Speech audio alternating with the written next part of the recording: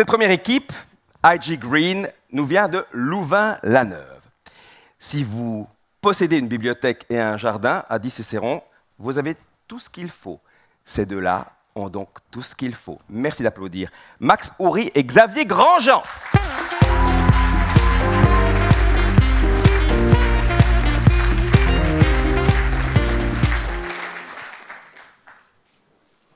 Mesdames et messieurs, bonsoir. 694 000.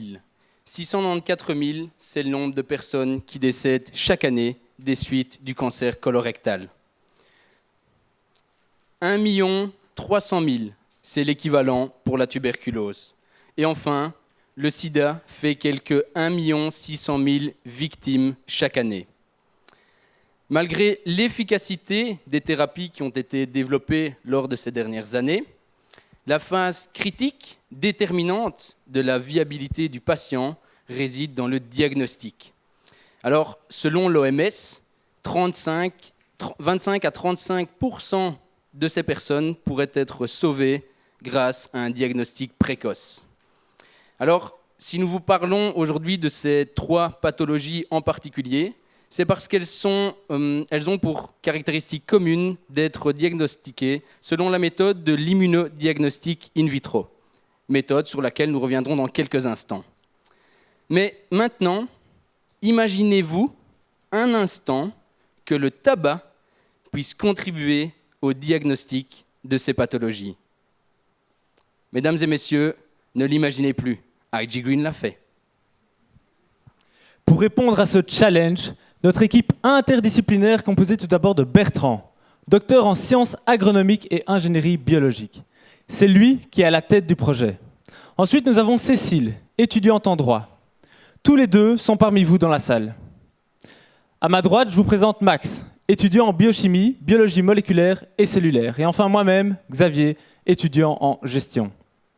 Dans cette aventure, nous sommes épaulés par 2 experts, tant dans le domaine commercial que dans le domaine scientifique. Le premier, M. Didier Argentin, a monté déjà de nombreux spin-offs en Wallonie dans le secteur de la biotechnologie. Le second, le professeur Dehoux, professeur à l'UCL, est un expert de l'immunologie.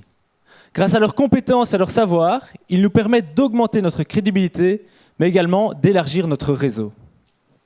Alors, vous vous demandez certainement quelle va être la contribution du tabac dans le diagnostic des pathologies que nous vous avons présentées.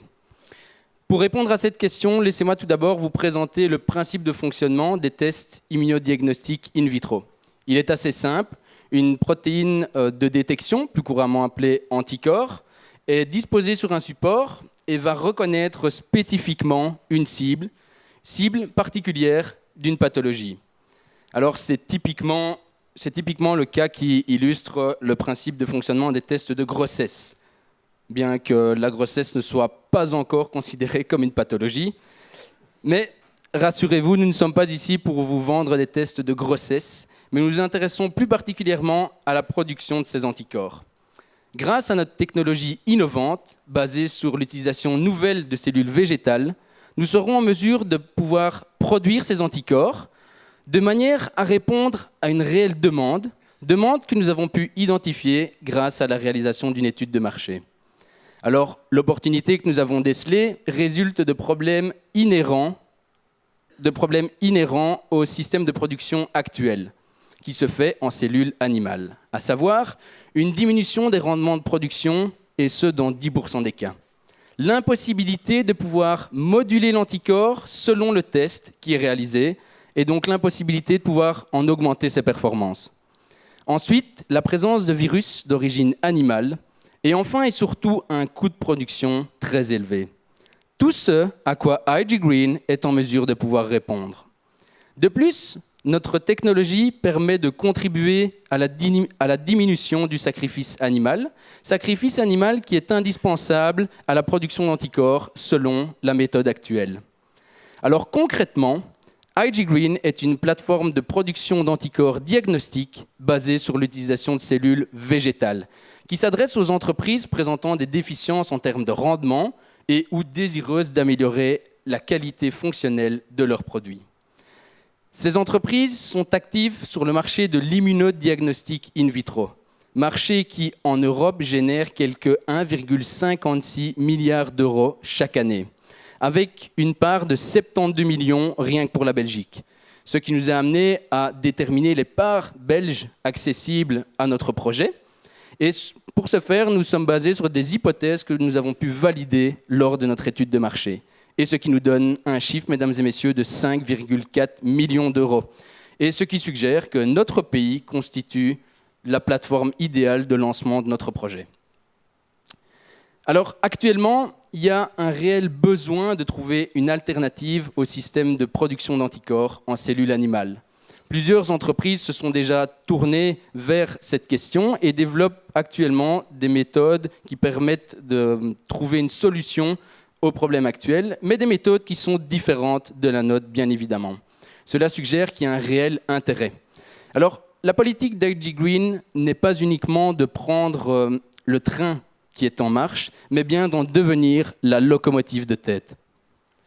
La principale mission d'IG Green est donc d'offrir une solution innovante et hautement performante à l'industrie des biotechnologies, et plus précisément aux sociétés actives sur le marché des tests diagnostiques.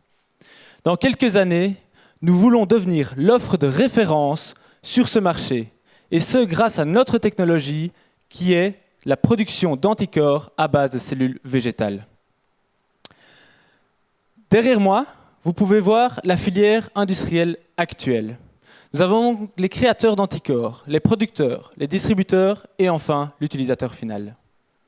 IG Green vient s'adresser directement aux producteurs d'anticorps en leur proposant un service de sous-traitance.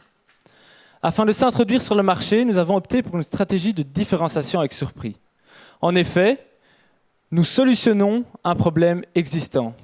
Nous voulons également instaurer une relation de confiance et de proximité afin d'offrir à chaque client une solution personnalisée. Afin d'offrir cette solution, plusieurs étapes cruciales sont nécessaires. Tout d'abord, il faut démarcher le client, et ce, par un commercial interne à notre entreprise. Ensuite, nous entrons dans une phase de recherche et d'optimisation de l'anticorps client, avant de le produire. Une fois la production terminée, celle-ci est remise au client par un service de livraison externe. Et enfin, l'étape cruciale, c'est le suivi du produit et la vérification de la satisfaction du client. Au total, pas moins de 5 mois seront nécessaires à la production de ces anticorps.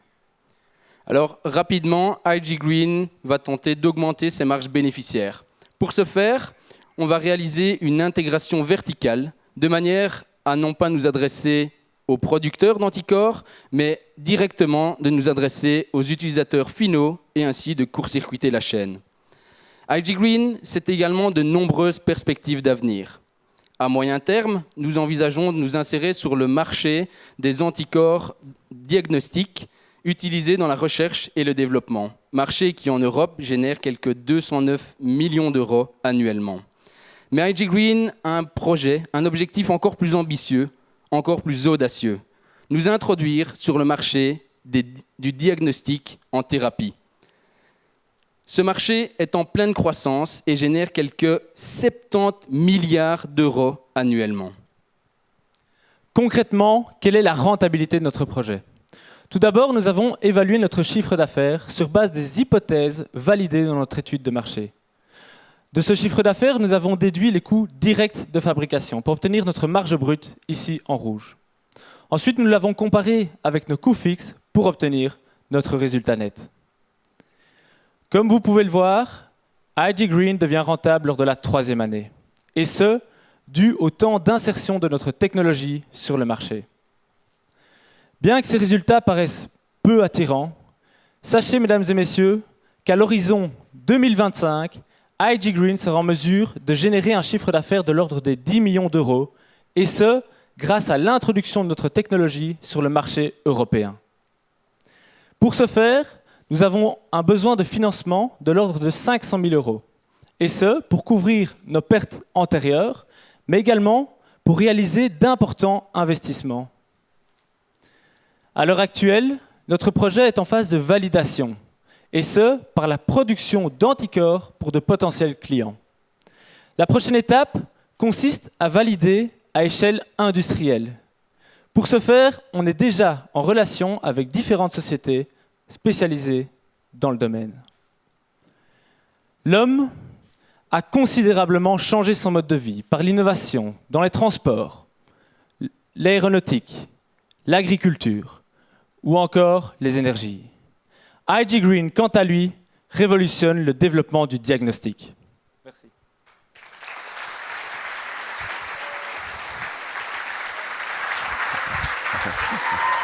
Waouh! C'est qu'ils ont des fans. Mais c'est pas tout à fait fini pour eux, puisque Michel Diden a une question.